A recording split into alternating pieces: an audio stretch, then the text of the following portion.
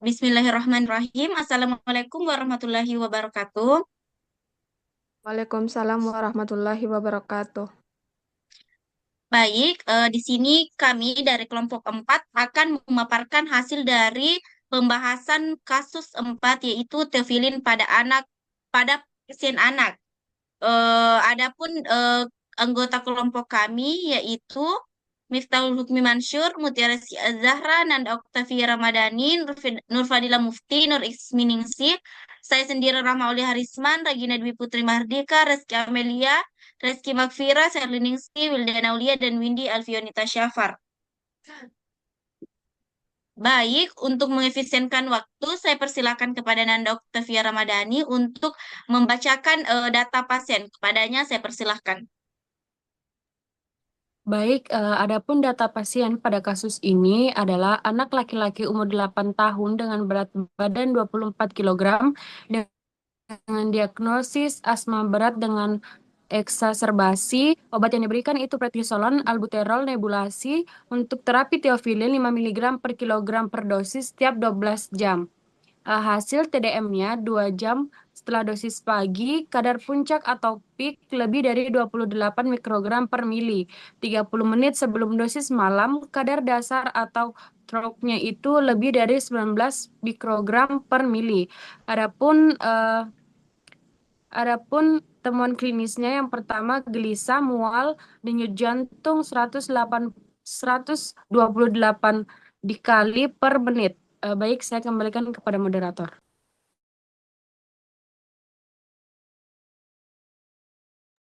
Baik, selanjutnya saya persilahkan kepada Windy Alfionita Syafar untuk membacakan hasil dari pertanyaan.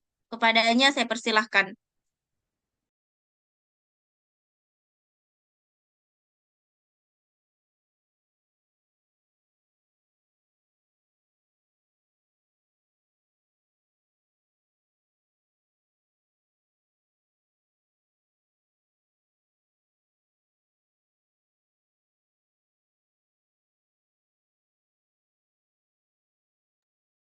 Kepada Windy Alfionita Syafar, saya persilahkan.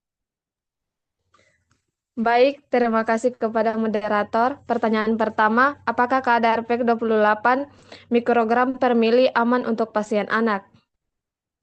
Berdasarkan informasi dari drugs, anak usia 1 tahun, berat badan 45 kilogram, berat badan 45 kilogram, dosis awal 12 sampai 14 miligram per kilogram per hari. Maksimal 300 miligram tiap tiap 4 sampai 6 jam. Nilai referensi terapeutik anak-anak dan dewasa 8,0 sampai 20,0 mikrogram per mili. Apnea neonatal 6,0 sampai 11,0 mikrogram per mili. Konsentrasi toksik 20,0 mikrogram per mili.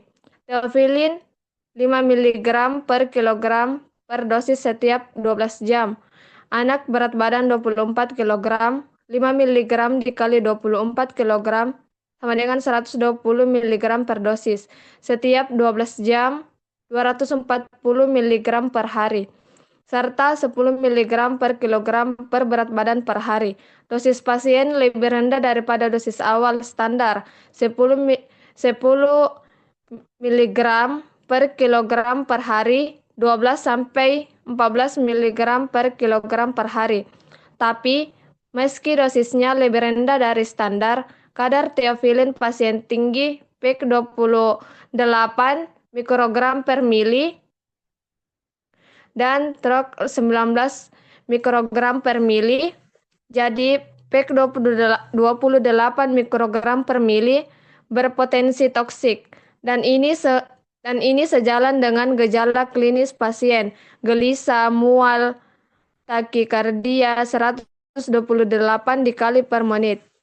Terima kasih, saya kembalikan ke moderator. Baik, terima kasih. Selanjutnya saya persilahkan kepada Zerliningsi untuk membacakan hasil dari pertanyaan nomor 2. Kepadanya saya persilahkan. Baik, terima kasih moderator. Pertanyaan kedua, apakah kadar TROX 19 mikrogram per mili masih dalam rentang aman? Kadar stroke 19 mikrogram per mili secara angka memang masih berada di bawah batas 20 mikrogram per mili, sehingga secara teknis masih termasuk rentang terapeutik. Namun, kadar ini sudah mendekati batas atas dan dikategorikan sebagai high normal atau berisiko tinggi. Perlu diingat bahwa stroke level merupakan kadar sisa obat di dalam darah tepat sebelum dosis berikutnya diberikan. Nilai stroke yang tinggi seperti ini menunjukkan bahwa obat masih tersisa cukup banyak di dalam tubuh, yang menandakan adanya kecenderungan akumulasi obat. Nah, jika dosis berikutnya diberikan tanpa penyesuaian, maka kadar puncak atau peak level berpotensi meningkat lebih tinggi lagi dan dapat meningkatkan resiko efek samping atau toksisitas. Oleh karena itu, meskipun masih dalam batas aman, kadar stroke 19 mikrogram per mili perlu diwaspadai dan menjadi pertimbangan untuk evaluasi dosis atau interval pemberian obat. Terima kasih, saya kembalikan ke moderator.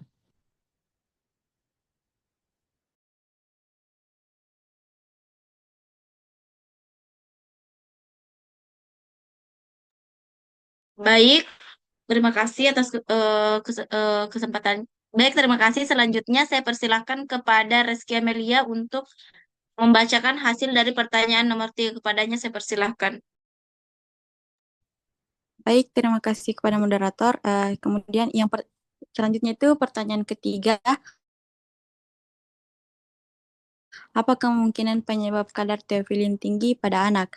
Satu, dosis terlalu besar untuk kondisi klinis pada anak, yang dimana anak diberi teofilin 5 mg per kilogram setiap 12 jam, total 10 mg per kilogram per hari. Sebenarnya ini dosis standar tetapi tidak cocok untuk kondisi anak yang sedang mengalami asma berat. Kenapa jadi berlebihan? Pada asma eksaserbasi, tubuh mengalami hipoksia atau kekurangan oksigen, inflamasi tinggi. Kedua, kondisi ini membuat hati bekerja lebih lambat sehingga obat tidak cepat di metabolisme. Akibatnya, obat menumpuk dalam tubuh, kadar teofilin menjadi tinggi meskipun dosis standar. Kemudian yang kedua, eksaserbasi asma berat menurun clearance teofilin.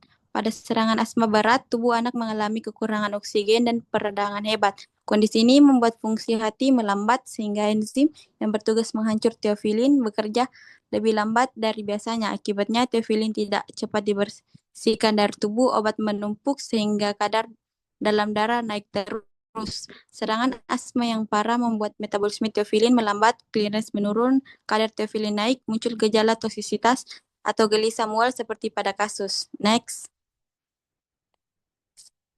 Kemudian yang ketiga, tidak ada obat yang meningkatkan clearance atau sehingga akumulasi makin besar.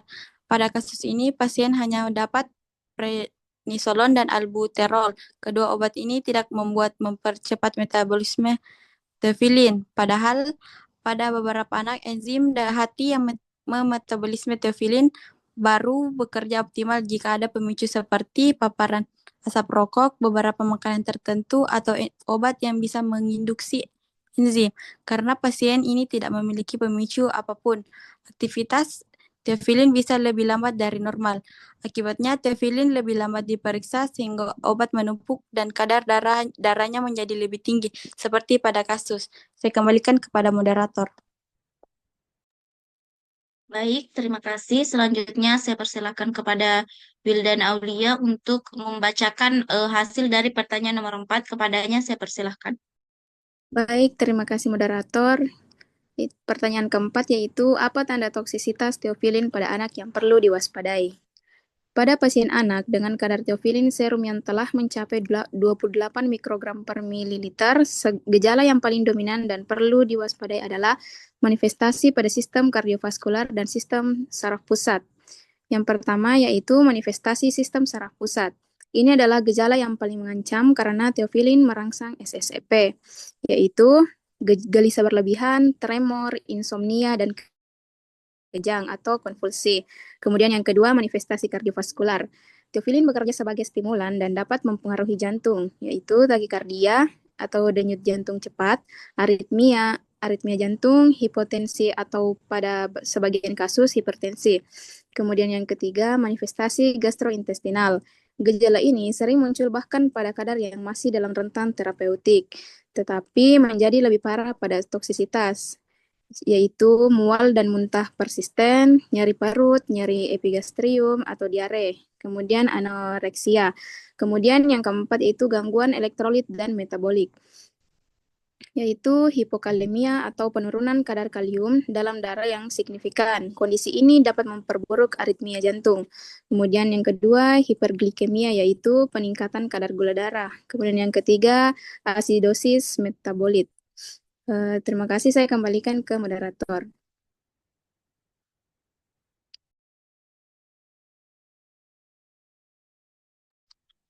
Baik, terima kasih. Selanjutnya saya persilahkan kepada Reski Makfira untuk membacakan hasil dari pertanyaan nomor 5. Kepadanya saya persilahkan. Baik, terima kasih atas kesempatannya moderator. Untuk pertanyaan nomor 5 dengan soal rekomendasi perubahan dosis atau interval dalam kasus ini.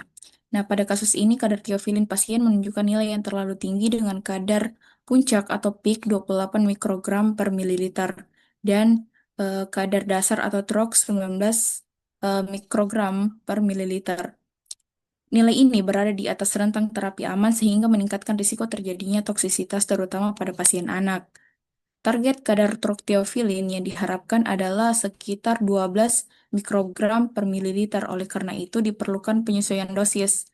Perhitungan dilakukan dengan membandingkan kadar target terhadap kadar trok saat ini, sehingga diperoleh dosis baru sebesar 0,63 dikali dosis sebelumnya. Artinya, dosis teofilin perlu diturunkan sekitar 37%, yang secara praktis dapat dibulatkan menjadi 35 sampai 40%.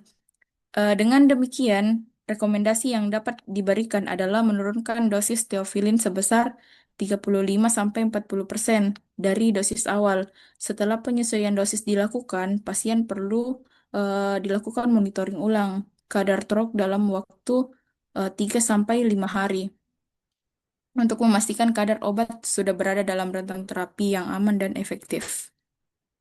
Ya, mungkin hanya itu. Saya kembalikan ke moderator. Baik, terima kasih. Selanjutnya saya persilakan kepada Nur Isminingsi untuk membacakan hasil dari pertanyaan nomor 6. Kepadanya saya persilahkan. Baik, makasih kepada moderator. Pertanyaan ke-6 itu adalah apa langkah monitoring lanjutan yang perlu dilakukan? Yang pertama itu melakukan pemeriksaan ulang pada kadar obat. Pemeriksaan kadar dilakukan 2-3 hari setelah perubahan dosis atau waktu steady state tercapai. Yang kedua itu pemantauan tanda vital seperti denyutnya jantung, tekanan darah, frekuensi napas, tanda tremor atau gelisah. Yang selanjutnya itu evaluasi interaksi obat, yaitu meninjau atau memastikan tidak ada obat tambahan yang menghambat CYP1A2, misalnya seperti ciprofloxacin dan eritromisin. Dan selanjutnya itu pemantauan fungsi hati. Saya kembalikan kepada moderator. Baik, terima kasih. Itulah tadi hasil pemaparan dari kasus kelompok 4.